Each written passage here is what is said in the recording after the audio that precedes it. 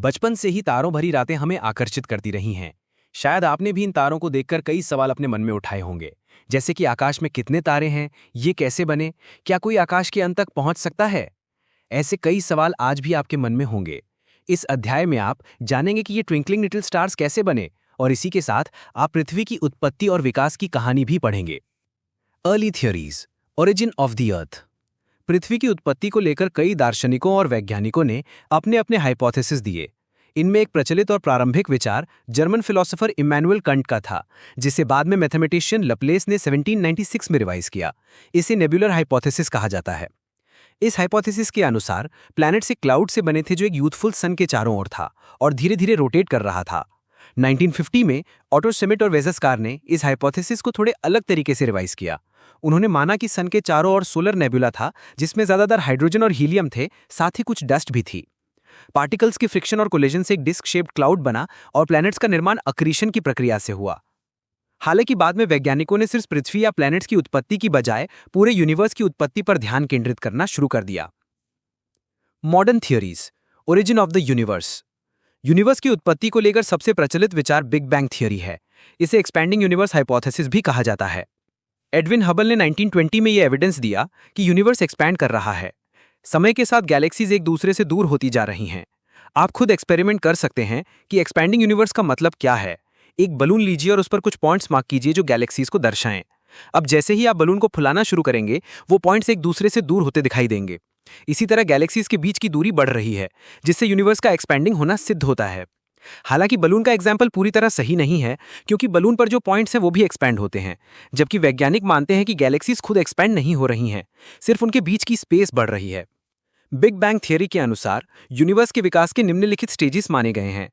आई, शुरुआत में यूनिवर्स की सारी मैटर एक ही स्थान पर टाइनी बॉल यानी सिंगुलर एटम के रूप में थी, जिसका वॉल्यूम बहुत ही छोटा, टेम्परेचर इन्फिनाइट और डेंसिटी भी इन्फिनाइट थी। फिर उस टाइनी बॉल में एक जबरदस्त विस्फोट हुआ, बिग बैंग। इससे एक विशाल विस्तार शुरू हुआ। आज ये माना जाता है कि यह घटना 13.7 बिलियन ईयर्स पहले घटी थी। एक्सप्लोजन के बाद कुछ एनर्जी मैटर में कन्वर्ट हो गई।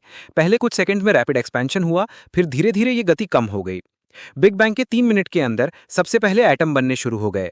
आई लगभग 300,000 ईयर्स के बाद टेम्परेचर 4500 केल्विन तक गिर गया और एटॉमिक मैटर बनने लगा। यूनिवर्स ट्रांसपेरेंट हो गया। यूनिवर्स का एक्सपेंशन गैलेक्सीज के बीच आता है। इसका एक अल्टरनेटिव हॉयल का स्टेडी स्टेट कॉन्सेप्ट था, जिसके अनुसार यूनिवर्स हमेशा से एक जैसा रहा है। लेकिन आज की साइंटिफिक कम्युनिटी एक्सपेंडिंग यूनिवर्स की थियरी को ही सपोर्ट करती है। The star formation. Early universe में मैटर और एनर्जी की डिस्ट्रीब्यूशन समान नहीं थी। इन इनिशियल डेंसिटी डिफरेंसेस ने ग्रेविटेशनल फोर्सेस को जन्म दिया, जिससे मैटर आपस में खिंचकर गैलेक्सीज बनी। एक गैलेक्सी में बहुत सारे स्टार्स होते हैं। गैलेक्सीज की दूरी बहुत ज्यादा होती है और इन्हें थाउजेंड्स ऑफ लाइट ईयर्स में मापा जाता है। इंडिविजुअल गैलेक्सीज का डायमीटर लगभग 80,000 से 1,50,000 लाइट ईयर्स होता है।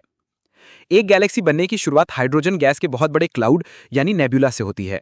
धीरे धीरे ये नेबुला के स्थानों पर कंडेंस होकर डेंस गैशियस क्लम्प्स बनाता है और यही आगे चलकर स्टार्स बनते हैं।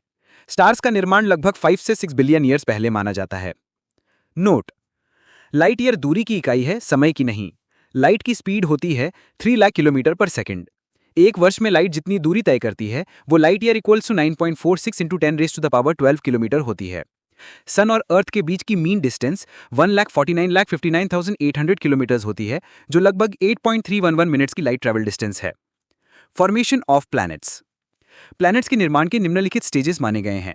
आई, स्टार्स एक नेबुला के भीतर लोकलाइज्ड गैस लम्प्स होते हैं। इन लम्प्स में ग्रेविटेशनल फोर्स से गैस क्लाउड का कोर बनता है और उसके चारों ओर एक रोटेटिंग डिस्क बनती है जिसमें गैस और डस्ट होती है। अगली स्टेज में गैस क्लाउड कंडेंस होने लगता है और कोर के चारों ओर छोटे छोटे गोल ऑब्जेक्ट्स बनते हैं, जिन्हें प्लैनेटेसिमल्स कहते हैं। ये प्लैनेटेसिमल्स आपस में टकराकर और ग्रेविटेशनल अट्रैक्शन से स्टिक होकर और बड़े बॉडीज बनाते हैं। अंततः बहुत सारे छोटे प्लैनेटेसिमल्स मिलकर कुछ बड़े प्लैनेट्स बनाते हैं। एवोल्यूशन ऑफ द अर्थ। क्या आप जानते हैं कि पृथ्वी की शुरुआत में ये एक गर्म, रॉकी और बैरन ऑब्जेक्ट थी, जिसकी एटमॉस्फेयर में केवल हाइड्रोजन और हीलियम थे। आज की सुंदर, जल से भरी और जीवन के अनुकूल पृथ्वी बनने के लिए कुछ प्रक्रियाएं और घटनाएं जरूर घटी होंगी। इस सेक्शन में आप जानेंगे कि 4600 मिलियन ईयर्स से लेकर आज तक के समय में कैसे पृथ्वी का विकास हुआ। अर्थ की लेयर्ड स्ट्रक्चर कैसे बनी। अर्थ की बाहरी एटमॉस्फेयर से लेकर इनर कोर तक जो भी मटेरियल है वो समान नहीं है। एटमॉस्फेयर में सबसे कम डेंसिटी होती है और जैसे जैसे गहराई में जाते हैं मटेरियल की डेंसिटी बढ़ती जाती है। Evolution of lithosphere. Primordial stage में पृथ्वी पूरी तरह वॉलेटाइल थी। ग्रेजुअल डेंसिटी इंक्रीज के कारण इंटरनल टेम्परेचर बढ़ा और मटेरियल की सेपरेशन शुरू हुई। हेवियर मटेरियल्स जैसे कि आयन नीचे सेंटर की ओर गए और लाइटर मटेरियल्स ऊपर सरफेस की ओर। समय के साथ ये ठंडी हुई और सॉलिडिफाई होकर छोटी हो गई। इसने आउटर सरफेस को क्रस्ट के रूप में विकसित किया। मून के बनने के समय हुए जाइंट इंपैक्ट के कारण पृथ्वी और अधिक गर्म हुई। ये डिफरेंशिएशन की प्रक्रिया थी जिसने पृथ्वी को विभिन्न लेयर्स में विभाजित किया, जैसे कि क्रस्ट, मैंटल, आउटर कोर और इनर कोर। जैसे जैसे हम क्रस्ट से कोर की ओर जाते हैं, डेंसिटी बढ़ती जाती है। Evolution of atmosphere and hydrosphere. आज के समय में पृथ्वी के एटमॉस्फेयर में मुख्यतः नाइट्रोजन और ऑक्सीजन है। एटमॉस्फेयर के एवोल्यूशन के 3 स्टेजेस माने जाते हैं। प्राइमोर्डियल एटमॉस्फेयर का लॉस, इंटीरियर से गैसेस का रिलीज, फोटोसिंथेसिस द्वारा लिविंग ऑर्गेनिजम्स का कंट्रीब्यूशन। शुरुआत में हाइड्रोजन और हीलियम वाली एटमॉस्फेयर सोलर विंड्स के कारण उड़ गई। ये केवल पृथ्वी ही नहीं बल्कि सभी टेरेस्ट्रियल प्लैनेट्स के साथ हुआ। जब पृथ्वी ठंडी होने लगी तब इंटीरियर से गैसेस और वाटर वेपर निकलने लगे। इसे डीगैसिंग कहते हैं। वोल्केनिक इरप्शन से एटमॉस्फेयर में वाटर वेपर और गैसेज आए। धीरे धीरे वाटर वेपर कंडेंस होने लगी। कार्बन डाइऑक्साइड रेन वाटर में घुल गई और टेम्परेचर और गिरा, जिससे बारिश और कंडेंसेशन बढ़ी। रेन वाटर सरफेस की डिप्रेशंस में इकट्ठा हुआ और ओशंस बने। अर्थ के बनने के 500 मिलियन ईयर्स के अंदर ओशंस का निर्माण हो गया, यानी ओशंस लगभग 4000 मिलियन ईयर्स पुराने हैं। लगभग 3800 मिलियन ईयर्स पहले जीवन की शुरुआत हुई। 2500 to 3000 मिलियन ईयर्स पहले फोटोसिंथेसिस की प्रक्रिया शुरू हुई। लंबे समय तक जीवन सिर्फ ओशंस तक ही सीमित रहा।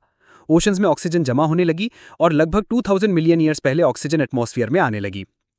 Origin of life. अर्थ की एवोल्यूशन का अंतिम चरण जीवन की उत्पत्ति और विकास से जुड़ा है। शुरुआत में पृथ्वी और उसकी एटमॉस्फेयर जीवन के अनुकूल नहीं थी। मॉडर्न वैज्ञानिकों के अनुसार जीवन की शुरुआत एक केमिकल रिएक्शन के रूप में हुई, जिसने कॉम्प्लेक्स ऑर्गेनिक मॉलिक्यूल्स बनाए जो सेल्फ डुप्लीकेट कर सकें और इनएनिमेट मैटर को लिविंग सब्सटेंस में बदल दिया। लाइफ के एग्जिस्टेंस के प्रमाण हमें रॉक्स में फॉसिल्स के रूप में मिलते हैं। माइक्रोस्कोपिक स्ट्रक्चर्स जो आज के ब्लू एल्गी से मिलते जुलते हैं, वो जियोलॉजिकल फॉर्मेशंस में 3000 मिलियन ईयर्स से भी पुराने मिले हैं। इसलिए माना जाता है कि जीवन की शुरुआत लगभग 3800 मिलियन ईयर्स पहले हुई थी।